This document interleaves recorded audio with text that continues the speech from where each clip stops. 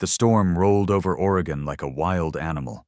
On a lonely highway outside Port Haven, Officer Jack Collins spotted something moving under the porch of an abandoned cabin. A German shepherd, drenched, trembling, eyes full of fear. He wasn't supposed to survive that night. But Jack, a cop haunted by the partner he lost in the line of duty, couldn't walk away. Two broken souls, one man and one dog, found each other in the rain. Weeks later, when a child vanished deep in the forest, that same dog disappeared into the storm. What happened next would test the meaning of loyalty, courage, and redemption. Before we begin, tell me where you're watching from, and if you believe no life, human or animal, should be left behind in the cold. Hit subscribe and stay with us. Rain fell hard over Port Haven, Oregon, the kind that turned streets to rivers and made every porch light blur into halos. The small harbor town slept under gray skies and the smell of wet cedar. Out on patrol, Officer Jack Collins kept his cruiser steady along Harbor Road, windshield wipers beating slow time against the storm. At 40, Jack looked every bit the veteran cop. Tall, broad-shouldered, with a square jaw and calm gray eyes that missed nothing. His hair was dark, trimmed close, a streak of silver near the temple. People in town said he had the sort of face that looked carved, not worn. Once, he'd been the guy who cracked a joke to cut tension at the scene. That ended 8 months ago, the night his partner Tom Greer died in a warehouse explosion. Since then, Jack had learned the silence of a man who worked, slept, and spoke only when he had to. The storm thickened as he left the waterfront. Pines swayed along the hillside, bending and straightening like tired soldiers. When thunder rolled across the bay, Jack thought about Tom again. His laugh, his ridiculous habit of singing old country songs during traffic stops. And he pressed harder on the gas, as if speed could outrun memory. Then he heard it. A sound threaded through the storm. High, broken, not human. Jack slowed, lowered the window, and the cry came again, almost swallowed by the rain. He turned onto Gray Timber Road, a narrow gravel lane that led toward the abandoned logging cabins on the ridge. His headlights caught the sagging roof of one. Jack stepped out into the rain. It hit like needles, seeping through his jacket in seconds. The old porch groaned under his weight as he climbed the steps, flashlight sweeping across warped boards and scattered leaves. "Anybody there?" he called. Only the wind answered, until the sound came again, beneath the porch this time. He crouched, angling the beam low. 2 amber eyes blinked back at him. A German shepherd pup, no more than 4 months old, crouched against the foundation, soaked and shivering. Mud clung to its fur, ribs showed through the thin coat. One paw twisted awkwardly, bleeding from a gash. The ears, too big for its head, flinched with every thunderclap. Jack knew fear when he saw it. He dropped to one knee, softened his voice. "Easy, buddy. It's okay." The dog pressed farther into the shadows, trembling. Jack stretched out a gloved hand, palm up, letting the animal decide. A minute passed, then the nose came forward, cold and cautious, followed by the whole fragile body. Jack lifted him gently, wrapping his jacket tight around the trembling form. Beneath the layers he felt the heartbeat. Rapid, desperate, alive. "Gotcha," he murmured. "You're safe now." Back in the cruiser, the pup lay on a folded blanket, eyes half closed, trusting because it had nothing left to lose. Jack radioed dispatch. Maria Alvarez, the night operator whose soft Albuquerque accent warmed every call. "Unit 12, animal pickup on Gray Timber. Bringing him in," he said. "Copy that, Jack," she replied. "Keep him warm. Roads are nasty tonight." Jack didn't drive to the shelter. He went home. His house sat alone near the bay, small and sturdy, built from cedar with a porch light that flickered when the wind hit just right. Inside smelled of coffee and old pine smoke. The wood stove glowed faintly, its embers waiting. Jack laid the pup on a rug, grabbed towels, and began cleaning mud from its fur.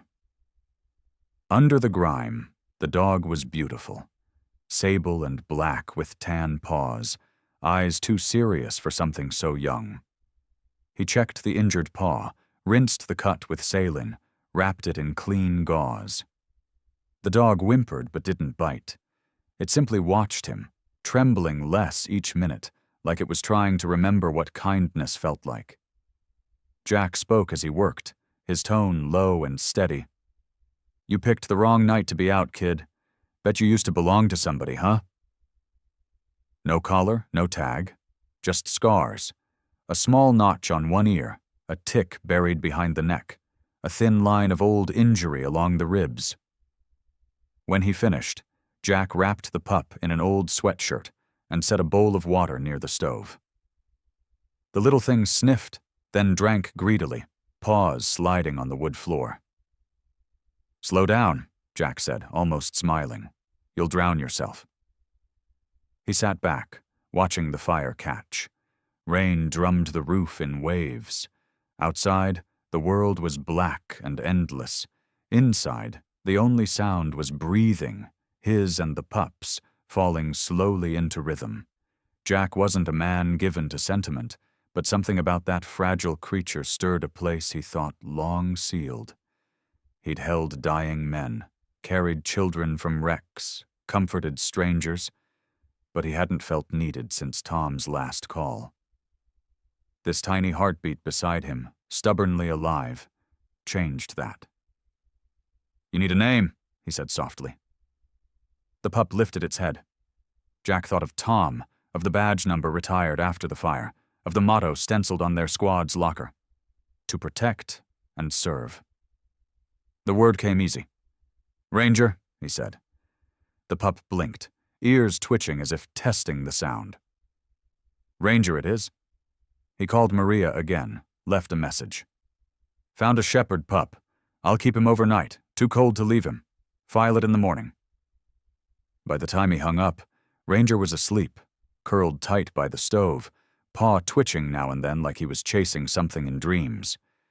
Jack sat on the couch, boots still on, staring into the flicker of light across the walls. He told himself it was temporary. Shelter first thing. Someone else would take the dog. But when he closed his eyes, he saw Tom's grin again. "You always pick the lost ones, Jack." Hours passed. The storm eased to a whisper. At some point, he drifted off. A sound woke him, the soft scrape of claws on wood. Ranger had crawled closer, pressing against his shin, seeking warmth. Jack didn't move. He just let it happen. For the first time in months, he slept without seeing fire. When dawn came, pale and wet, Port Haven looked washed clean. Mist rolled off the bay, and gulls circled the docks. Jack stirred, joints stiff, uniform still damp. Ranger lay beside him, breathing slow and steady. The gauze on his paw was dry, the eyes brighter when they met his.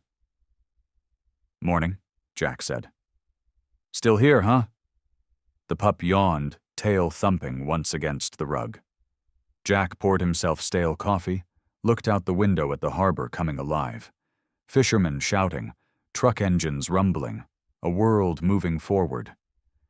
He looked back at Ranger and felt something settle inside, quiet and certain. He didn't know it yet, but that storm had done more than test the town's power lines. It had brought two broken things together at the edge of a long road neither could walk alone. That night, he'd thought he was rescuing a dog. He didn't realize the rescue went both ways. The week after the storm passed, Port Haven returned to its quiet rhythm. The town, small enough that everyone still waved from their trucks, lived between sea and pine the way old photographs do, soft around the edges, washed in blue, Officer Jack Collins began to settle into the rhythm again, though the night still carried more silence than he could sleep through. The new presence in his house, the German shepherd pup he'd named Ranger, had changed the texture of that silence. There was now the steady sound of breathing near the couch, the occasional scrape of small claws against the wooden floor, and a heartbeat other than his own inside those walls. Jack's house sat near Lake Briar, where fog gathered like smoke every dawn. The mornings came silver and cold, dew clinging to the rails, and the air held the tang of pine and iron. He woke early as always, brewed coffee dark enough to chew, and fed Ranger a small portion of boiled chicken and rice, per the vet's advice. The pup ate with slow, deliberate bites, no longer frantic, tail swaying just slightly. The bandage on his paw was healing. The limp was fading. Jack found himself talking to him more than he intended. "You and me, kid. We got lucky." He'd chuckle quietly at his own voice, echoing in the stillness. Ranger's ears would perk at the sound, his head tilting with canine curiosity, as if he were trying to understand not the words, but the man behind them. 3 days after the rescue, Jack took Ranger to Dr. Ruth Laramie, the local veterinarian whose clinic sat at the edge of town, across from the post office. Dr. Laramie was in her late 50s, tall and trim, with iron-gray hair pinned neatly under a navy bandana and eyes the color of clear glass, sharp but kind. Her hands moved with the confidence of someone who'd been patching both farm animals and family pets for decades. She wore a brown waxed apron over a plaid shirt and spoke in a calm, measured way that made even frightened dogs go still. When she examined Ranger, she hummed a tune so softly that the pup tilted his head toward the sound. "He's young," she said, running gentle fingers along the ribs. 4, maybe 5 months. He's had some rough days, but he's strong. You can see it in the coat. That shine's coming back already." She scanned for a microchip. Nothing. "No ID, no owner calling either. Seems you've been chosen, officer." Jack smiled faintly, the kind of smile that didn't reach the eyes but tried to. "I'll keep him until someone claims him." Dr. Laramie looked at him knowingly. "That's what they all say. But dogs like him, they pick their homes before we do." Back home, the days took shape in small routines. Jack worked the early shift, patrolling the harbor streets while the sun rose pale over the water. Ranger, still too young to be left alone all day, stayed in the kitchen with the radio playing low. Country music mostly, because Jack said it sounded like truth when sung by people with rough hands. When he returned, the pup greeted him with a bark that wasn't quite confident yet, but full of joy, a bounce of life that made the house feel less like a waiting room. That night, after dinner, Jack sat by the window with a beer. Ranger lay near the stove, head resting on his paws. Outside, the moon smeared a thin white line across the lake. Jack stared at the reflection and thought about Tom Greer, his partner, gone in the flash and roar of fire that had ripped through the warehouse last spring. He'd been the one inside, trying to pull a wounded suspect out when the fuel tanks blew. Jack had reached the door too late. He could still see Tom's flashlight beam cutting the smoke, then disappearing. Since then, the smell of burning wood turned his stomach, and sleep came in fragments. The nightmares returned that week, always the same: the roar, the burst of heat, the moment he couldn't reach his friend. But now, when he woke, gasping, there was movement beside him. Ranger would lift his head, crawl closer, and press against his chest until the shaking eased. The dog didn't whine or bark, just stayed, breathing slow and steady. It worked better than the pills the department shrink had prescribed. In town, people began to notice the change. At Brenner's Diner, where every cop eventually stopped for breakfast, the waitress Millie Jo, a woman in her late 40s with curly red hair and a voice that carried over the sound of frying bacon, grinned when she saw Jack walk in with fur clinging to his uniform. "So you got yourself a partner again," she teased, pouring his coffee. Jack shrugged. "Temporary," he said, but the corner of his mouth betrayed him. Millie winked. "That's what love stories always start with." Jack rolled his eyes, but when he returned home that evening and Ranger bounded to meet him, he heard Millie's words again and almost smiled. As winter pressed deeper, the bond between man and dog thickened quietly. Jack started bringing Ranger in the cruiser during short patrols, parking near the lake where he could throw sticks between calls. The pup's coat had filled in, gleaming bronze and black, his body growing taller by the week. Strangers sometimes stopped to pet him. He'd wag his tail politely but kept his eyes always returning to Jack, as if making sure the man hadn't vanished. One afternoon, while Jack was reviewing reports at the precinct, Lieutenant Carl Morrison stopped by his desk. Morrison, in his late 50s with thinning blonde hair and a permanent coffee mug in hand, was the kind of officer who believed in rules but forgave good men for breaking them when their hearts were right. "Heard you adopted a shepherd," Morrison said. "Good choice. Those dogs will keep you honest." Jack nodded. "He keeps me awake, at least." Morrison studied him. "You look better, Collins. Fewer ghosts." Then, after a pause, "Tom would have liked that. Dog." Jack met his gaze and nodded once, the lump in his throat too solid for words. Later that night, the two walked by the lake under a dim orange sky. Ranger trotted beside him, leash loose, tail sweeping gently. The air smelled of rain again, heavy with cedar. Jack stopped, looking out over the dark water.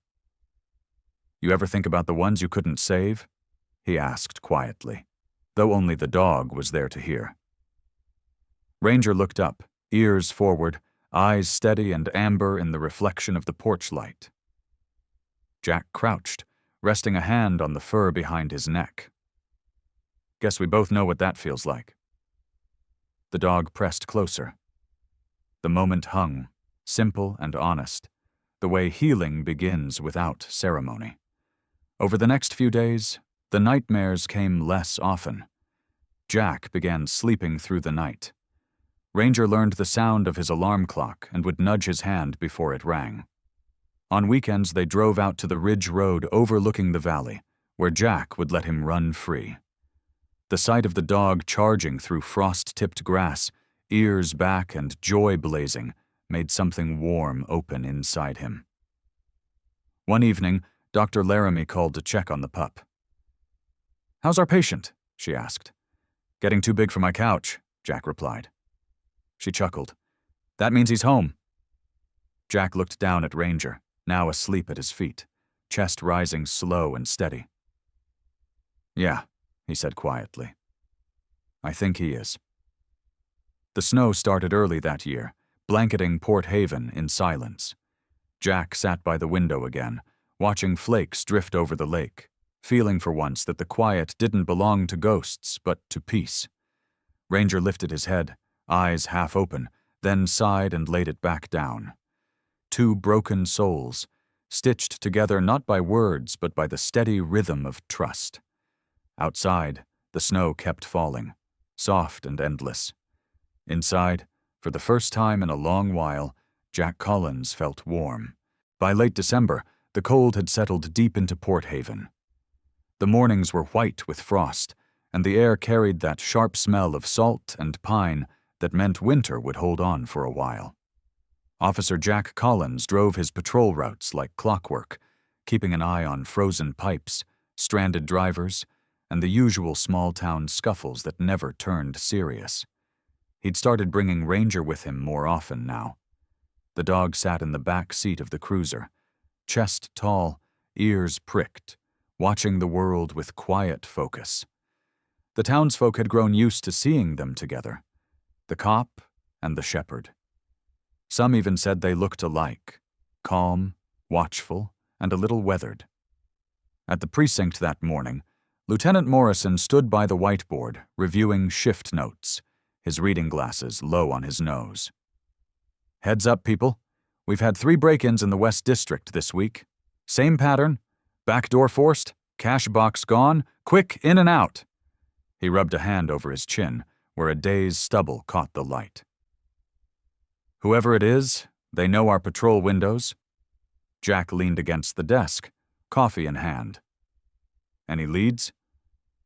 "Nothing solid," Morrison said. "Couple of tire prints, size 11 boot.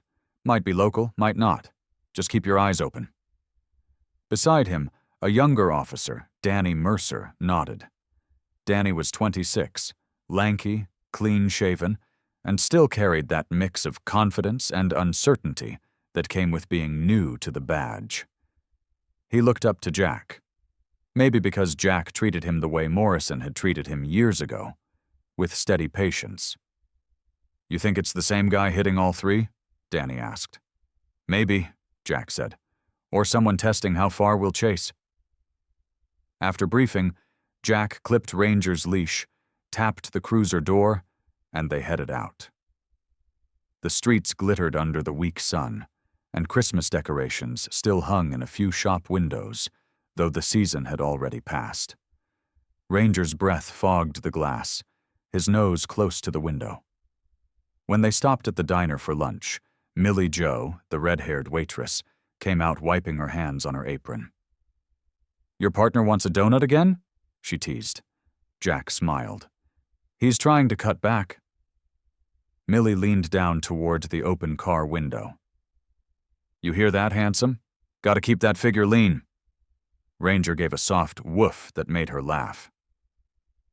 "Best behaved customer I got," she said, sliding Jack a bag of sandwiches. That night, the call came through around 10:45 p.m. Morrison's voice crackled over the radio. "Unit 12, possible burglary in progress. Brentwood Hardware, West District. Silent alarm tripped. Responding officers, confirm." Jack flicked on the siren and lights. "Unit 12 responding," he said, adrenaline tightening his chest.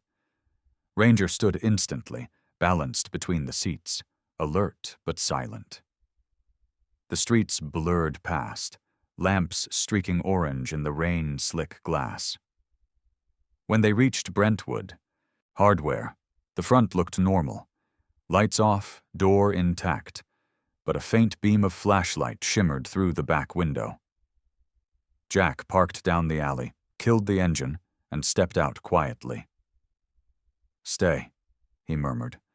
But Ranger's body was already tense, eyes locked on the building. Jack drew his weapon, edging along the wall, the sound of his boots swallowed by the rain.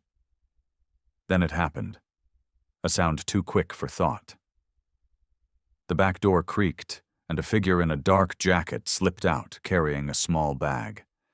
The man froze when he saw the cruiser headlights flare to life, then bolted toward the woods behind the store.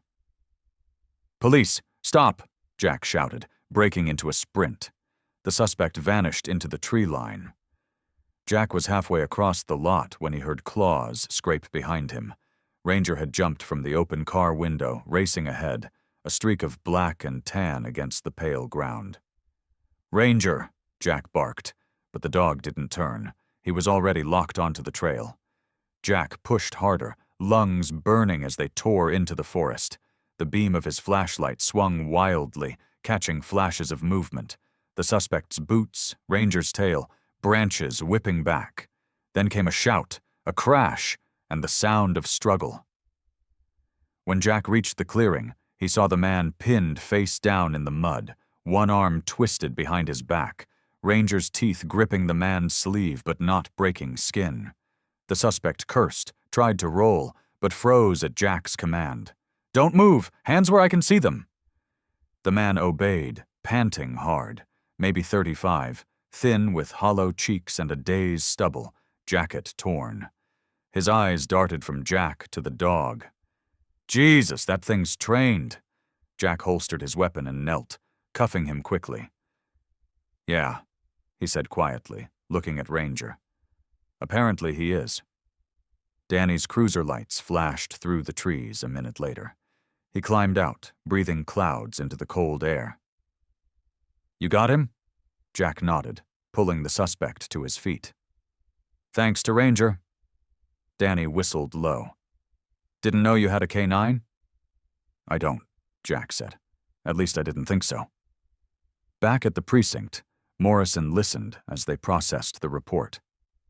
The thief, Calvin Brooks, had been living out of his truck, stealing small-town cash to feed a meth habit.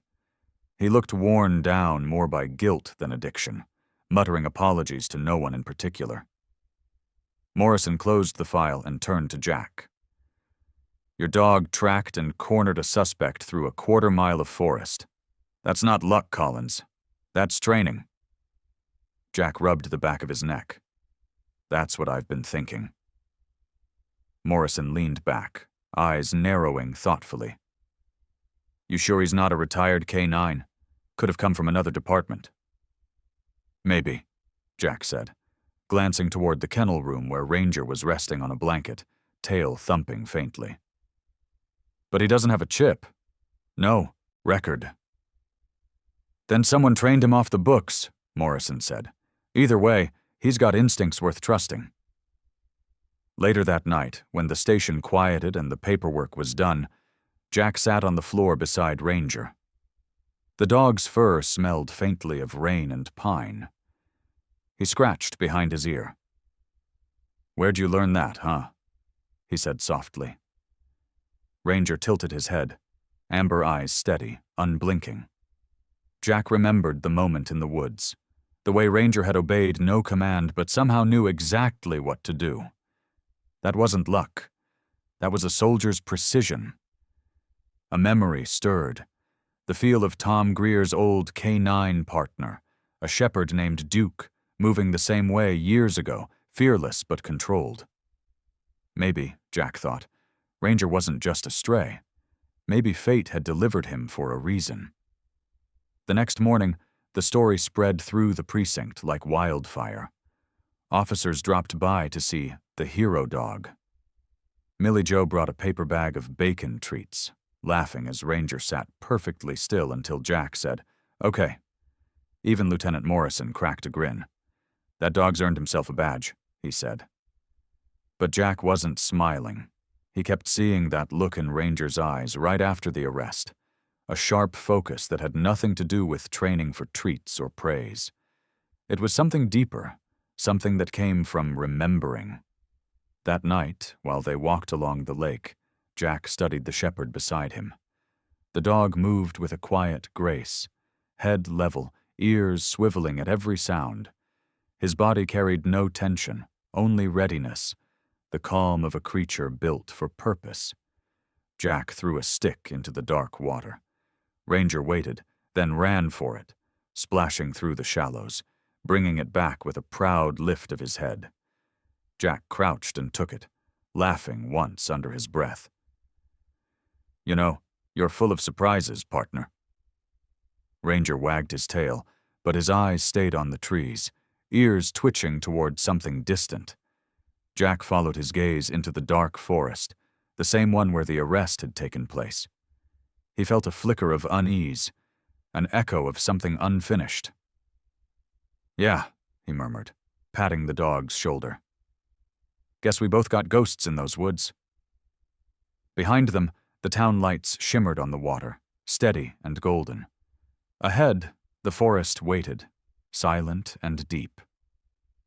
Neither of them turned away. The storm that had swept through Port Haven left the world washed clean. The sky over Lake Briar was pale and sharp, and frost clung to the fence rails like lace. Officer Jack Collins stood in the kitchen doorway, coffee in hand, watching Ranger chase a single red leaf skittering across the yard. The shepherd had grown stronger in the weeks since the arrest. His coat gleamed bronze and black under the winter light, and his stride had filled with confidence. But lately, Jack had noticed something else, an alertness that didn't belong to a house pet. Ranger responded to distant sirens with a quiet lift of his head, eyes focused, waiting for commands Jack never gave. That morning, Jack clipped on Ranger's leash and headed for Dr. Ruth Laramie's clinic. The veterinarian had called to check on the dog's healing paw, and Jack had promised to stop by. The streets were glazed with ice, the air holding that still hush before snow. Inside the clinic, the warmth and smell of antiseptic felt almost homey. Dr. Laramie looked up from her desk, adjusting her wire glasses. "Well, if it isn't my favorite pair of strays," she said. Her humor was dry as always, but her smile was real. "He looks better than most of the deputies I see limping in here." Jack grinned. "He's been keeping me honest." "Good. Let's take another look at that paw." Ranger hopped onto the exam table with surprising obedience. The doctor ran practiced fingers along his leg, humming softly, then paused at his neck. Her brow furrowed. This collar. It's newer than the rest of him, but look here." She turned it slightly, revealing a faint engraving hidden beneath the worn leather. Jack leaned closer. The letters were small but clear when she wiped them clean. "K9 Unit 47, Denver PD, Handler, Sergeant Mason Doyle." Jack's chest tightened. "Denver PD?" Dr. Laramie nodded. "Looks like your boy here's not just a rescue. He's a working dog. Well, was." She straightened, thoughtful. "Denver had a warehouse explosion a few months back. Big story. There was mention of a missing K9 in that mess." Jack stared at Ranger, who tilted his head, unaware of the weight in the room. "You're telling me he came all the way from Colorado?" "It happens," she said. "Animals have a way of finding what they need to survive." On the drive home, Jack couldn't stop replaying the words. The warehouse explosion, the missing K9, the name Sergeant Mason Doyle. He'd read about it. An officer who died trying to rescue civilians trapped after a gas leak ignited a storage facility. The handler had gone back inside for his partner and never made it out. The dog was presumed dead, though the body had never been found. That night, Jack sat by the fire, the engraved collar turning slowly in his hands. Ranger lay nearby, muzzle resting on his paws, amber eyes glowing in the flickering light. Jack felt a hollow ache in his chest, the kind that comes when ghosts overlap. His own partner, Tom Greer, and now another man he'd never met but somehow understood. They had both gone into flames for duty and left something behind. "Is that what you're carrying, boy?" he whispered. "Someone you couldn't save?"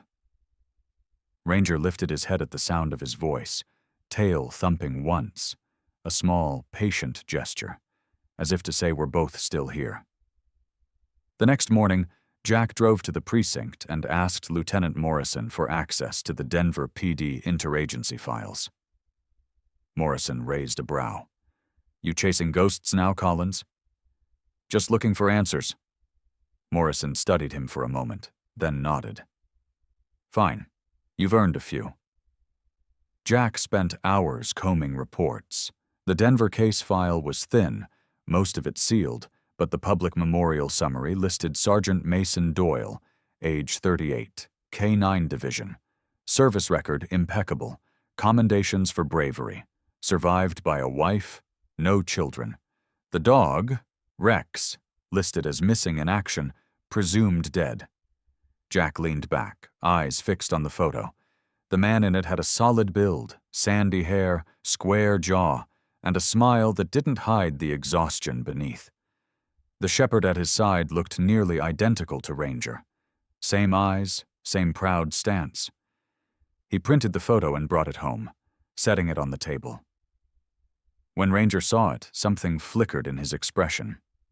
He stepped forward, sniffed the paper, and let out a soft, low sound that wasn't quite a whine, but wasn't nothing either.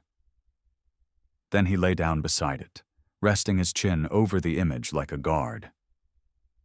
That night, Jack dreamed again of fire, but this time it wasn't his own memory. In the dream, he saw smoke curling through a warehouse, a man shouting for his partner, a dog's bark echoing through the chaos. He woke before dawn, heart pounding, breath cold in the air. Ranger was sitting beside the bed, watching him quietly. "You remember him, don't you?" Jack murmured. Days passed, and the thought refused to leave.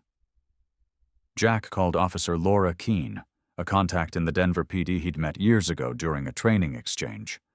Laura was in her mid-30s, short, dark hair, olive skin, sharp-witted and fearless, a detective known for chasing leads until they gave up.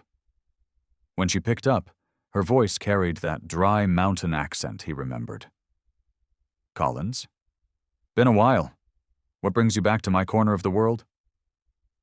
"I think I found one of yours," Jack said. "A K9, missing since the Doyle fire." Silence stretched for a moment. "That's impossible," she said finally. "We searched every inch." "I'm looking at him right now," Jack said. "Healthy, scar on the right ear, alert as hell. The collar says K9 Unit 47. Laura exhaled slowly. "Mason loved that dog. Refused to leave without him. We figured they both went down together. You sure?" "I'm sure. I'll send you the files," she said softly. "And, Jack, thank you." His wife never got closure. That evening, a thin envelope arrived by fax. Mason Doyle's service notes, the last known photos, and the memorial transcript. Jack read through them by the fire. Mason's last dispatch had been calm even as the flames rose. "Going back in for Rex. He's family." The line hit Jack like a hammer. He'd once said the same thing to Tom on their last call together. Ranger shifted, resting his head on Jack's knee, as if he sensed the storm inside him. Jack's fingers brushed the fur behind his ear. "You and me, partner," he said quietly. "Guess we both lost someone we couldn't save." Later, he placed the old collar on the mantel beside Tom's badge. 2 stories of loss side by side, not erased, but honored. As snow began to fall outside, Jack knelt beside Ranger. "You had a name before," he said, "but I think you've earned another." The dog looked up, ears perked, tail motionless, waiting. "Ranger suits you now. It means survivor." Ranger's eyes held steady on his, calm and deep. The kind of look that said some wounds don't close. They just learn to breathe again. For the first time since the fire that took his partner, Jack felt the weight in his chest loosen. He didn't know if Mason Doyle's spirit could hear him, but he hoped the message would find its way through the quiet Oregon night. "I'll take it from here," Jack said softly. And Ranger, as if understanding, rested his head against his arm. 2 soldiers, both finally home. The wind came first, a low, restless sound sweeping through the pines around Lake Briar. And by nightfall, the first flakes had started to fall. Within an hour, Port Haven was buried under a curtain of snow so thick it blurred the streetlights and turned the quiet town into a white, trembling world. Officer Jack Collins stood at the window of his cabin, mug of coffee cooling in his hands, watching the storm tighten its grip. Beside him, Ranger lay stretched out near the fire, head on his paws, eyes half closed but alert, ears twitching with every gust that shook the old cabin's roof. Jack had learned to trust that alertness. Ever since discovering Ranger's past, the engraved collar that told the story of a K9 unit from Denver and a handler named Sergeant Mason Doyle who never came home. Something had changed between them. Jack no longer saw Ranger as a stray. He was a partner. And more than that, he was a living reminder that survival sometimes came with ghosts. The police radio on the table crackled suddenly, breaking the silence. Jack turned down the fire and picked up the receiver. "Unit 12, Collins here." A rush of static. Then Lieutenant Morrison's voice came through, tight with urgency. "Jack, we've got an emergency. 7-year-old boy missing. Name's Noah Pierce. Last seen near the forest line by Maple Hollow. His parents say he wandered off chasing their dog before the storm hit. Jack grabbed his coat. How long's he been out? 3 hours, maybe more, Morrison replied. Search teams are forming at the fire station, but visibility's near zero. Stay sharp. That forest's a death trap in this weather. Jack's hand brushed Ranger's collar. Copy that. We're on our way. Minutes later, the cruiser's tires cut through slush and snow as Jack navigated toward the station. The roads shimmered under the headlights, empty except for drifting flakes.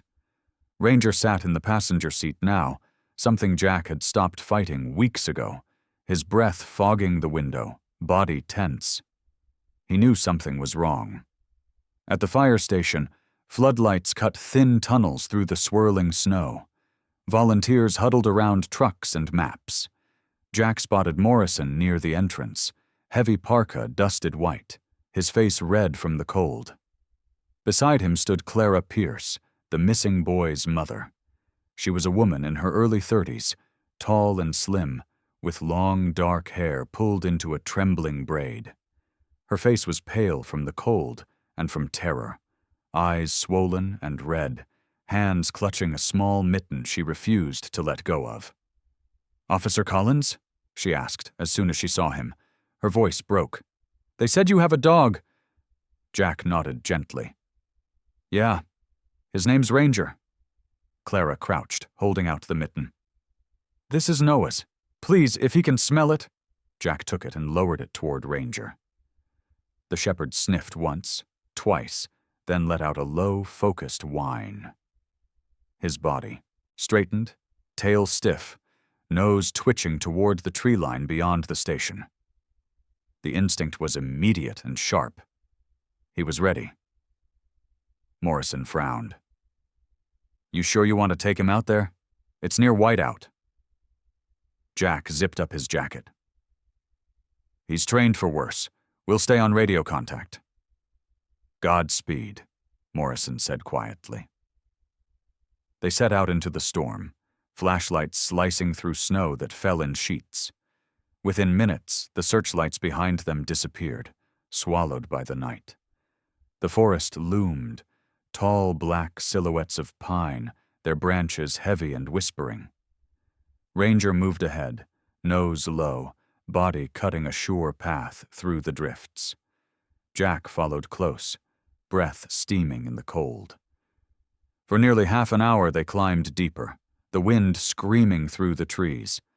Then Ranger stopped abruptly. He barked once, short and sharp, then veered left down a narrow gully. Jack stumbled after him, the snow waist-deep in places. "Ranger, wait!" But the shepherd was already gone, a shadow against white. Jack's chest tightened. "Ranger!" His voice vanished into the storm. The flashlight beam caught glimpses, paw prints leading downhill, broken branches, then nothing but swirling flakes. Panic clawed at him. He pressed the radio. "Unit 12 to base. I've lost visual on Ranger, moving northwest toward Briar Creek." Static answered. Then, faintly, almost drowned by the wind, came a bark. 2 short, 1 long. Ranger's call. Jack pushed forward, slipping, lungs burning. The trees opened into a hollow, and there, in the flickering cone of his light, he saw them. Ranger stood over a small figure curled in the snow. The boy's jacket was half buried, his hands trembling, lips blue. Ranger pressed close to him, body curved like a wall against the wind, his own fur crusted with ice. He looked up as Jack approached, eyes fierce but calm, as if saying, "I found him. Now you do the rest." Jack dropped to his knees. "Hey, buddy, you're okay. You're safe now." He touched the boy's wrist, faint pulse, but there. Noah stirred weakly, whispering something Jack couldn't catch. "It's all right," Jack said. "Your mom's waiting." He shrugged off his coat and wrapped it around the boy, then radioed again. "Base, I've got the kid. He's alive. Need medevac at Briar Creek Hollow, near Ridgeline. This time Morrison's voice came back through the static, ragged but audible. "Copy that. Hold your position. We're sending snowmobiles." Jack looked at Ranger. "You did it, partner." The dog didn't move, still shielding the boy from the wind, his breath steaming in the frozen air. Jack brushed snow from his muzzle.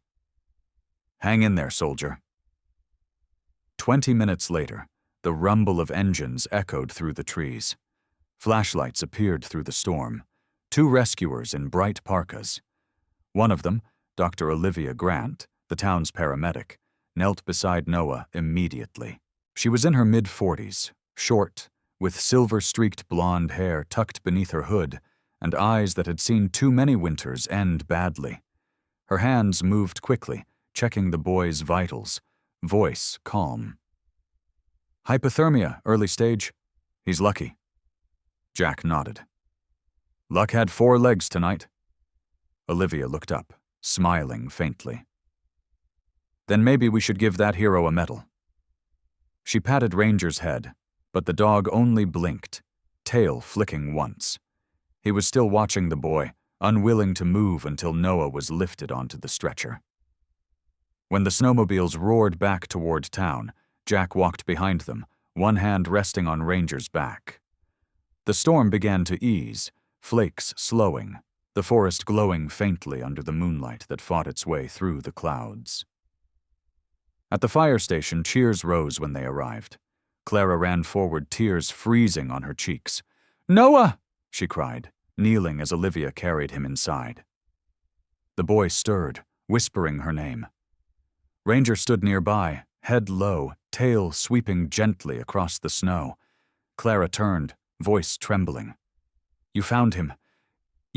Both of you." She dropped to her knees and hugged Ranger, her hands clutching his thick fur. The dog leaned into her without a sound. Morrison placed a hand on Jack's shoulder. "That dog's got more sense than half this department." Jack managed a tired smile. "Don't let him hear you say that.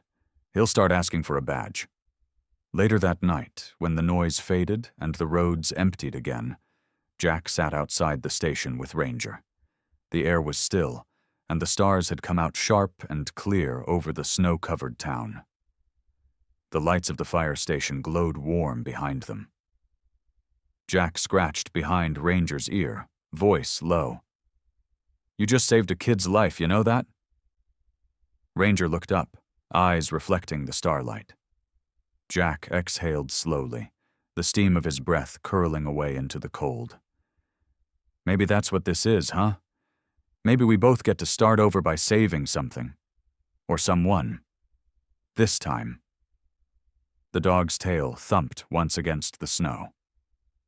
Somewhere in the distance, a bell rang softly, echoing over the frozen lake. Jack smiled faintly. "Come on, partner. Let's go home." Together they walked back toward the cruiser, their shadows long across the snow. 2 survivors, each learning what it meant to belong again. By the next morning, Port Haven woke to sunlight breaking through the snow. The town was blanketed in white, quiet except for the distant hum of shovels and laughter of children testing the frozen drifts. The storm had passed, but its story had not. News spread faster than thawing ice about the police officer and his German shepherd who found a lost boy in the middle of a blizzard. Headlines in the local paper read, "Hero Dog Saves Child from Storm." By noon, reporters gathered outside the precinct, their cameras flashing as if they'd found a miracle in the middle of a quiet Oregon town. Inside, Lieutenant Morrison paced the hallway, coffee in one hand, a grin hiding beneath his mustache. "Collins," he said, poking his head into Jack's office, "you and that dog of yours have officially made us look good for once." Jack looked up from the pile of reports on his desk. "Guess we're due for one clean headline." "Clean? Try national. I just got a call from a Portland news station. They want to do a piece, and the sheriff's putting together a small ceremony this evening. Medal of Service for Ranger." Jack raised an eyebrow. "He doesn't care about medals." Morrison smiled. Yeah, but people do. They need to believe in something good once in a while. Ranger lay by the door, head resting on his paws. His fur had dried and brushed clean, and the band of his old collar gleamed faintly in the light. Jack reached down to scratch behind his ear. Looks like you're going public, partner. That afternoon, Jack and Ranger took a walk down Main Street. People stopped them every few steps. Shop owners, kids, even old-timers who rarely spoke. Millie Jo from the diner leaned over the counter window, her cheeks pink from the cold. "You two are famous," she said, holding out a bag of biscuits. "On the house. Hero discount." Jack smiled. "You'll spoil him." "That's the point," she said. Ranger sat politely until Jack nodded, then took the treat with gentle precision. As they walked on, Jack noticed something shift in how people looked at him. For the first time in years, it wasn't pity or polite avoidance. It was warmth, recognition. He had lived in Port Haven for 6 years, quietly keeping to himself since Tom Greer's death. But today, the weight of isolation had lifted. All because of a dog who'd once been lost like him. When they returned to the precinct, Morrison was waiting with a clean uniform and a polished badge. "You'll want to look decent," he said. "The mayor's coming." "Great," Jack muttered. "Nothing says casual evening like politics." By dusk, the firehouse hall had filled with townsfolk. The American flag hung behind a small wooden podium. Strings of yellow lights cast a soft glow over the crowd. Snowflakes clung to coats and hair as people murmured in anticipation. The sheriff, Ben Carlson, a man in his late 50s with silver hair and a kind, steady face, stood at the front adjusting the microphone. Jack waited off to the side, one hand resting on Ranger's leash. The shepherd sat still, chest high, tail sweeping slowly across the floor. When the crowd quieted, Sheriff Carlson began. "Sometimes," he said, "our world forgets what real courage looks like. But last night we saw it. Not in headlines or politics, but in the bond between a man and a dog. Officer Jack Collins and his partner, Ranger, found a child when hope was slipping away. And because of that, a family is whole again." Applause rippled through the room. Jack swallowed hard, not used to being the center of anything but paperwork and night patrols. Carlson turned to him. "Officer Collins, if you would." Jack stepped forward. Ranger followed, his gait calm and sure. The sheriff held up a small silver medal attached to a ribbon of blue and gold. "For bravery and service beyond duty, we present this commendation to Ranger, the newest honorary member of the Port Haven Police Department." The crowd cheered as the medal was gently placed around Ranger's neck. Cameras flashed, children clapped, and someone whistled. Ranger blinked, tilting his head slightly at the noise, then looked up at Jack as if asking if it was time to leave yet. Jack took a breath, then faced the crowd. "I'm not much for speeches," he began, his voice low and steady. "But I've learned something these past months. I thought I was the one who saved Ranger, that I gave him a second chance. But truth is—" He glanced down at the shepherd sitting patiently by his side. "He's the one who saved me. We both came out of storms we didn't think we'd survive. And maybe that's what loyalty really is. Not just standing beside someone when it's easy, but when the world goes quiet and cold, and you still stay." Silence filled the room for a beat before soft applause built again. Not loud, but full of heart. Morrison clapped the hardest, eyes shining. Even the sheriff's jaw tightened, a man too proud to admit emotion. After the ceremony, as people drifted away, a woman approached Jack near the exit. She was in her late 20s, wrapped in a gray wool coat, her hair the color of wheat under lamplight. She introduced herself with a quiet smile. "I'm Emily Doyle," she said. "Mason Doyle's sister." Jack froze for a second. "You, Mason's family?" She nodded. I saw the story on the news. The collar, the engraving, that was my brother's dog. We called him Rex."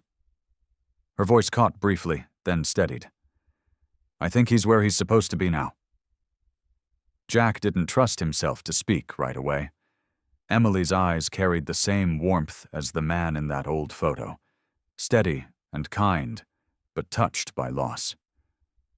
"I can't thank you enough for taking care of him," she said softly. "Mason would have wanted that."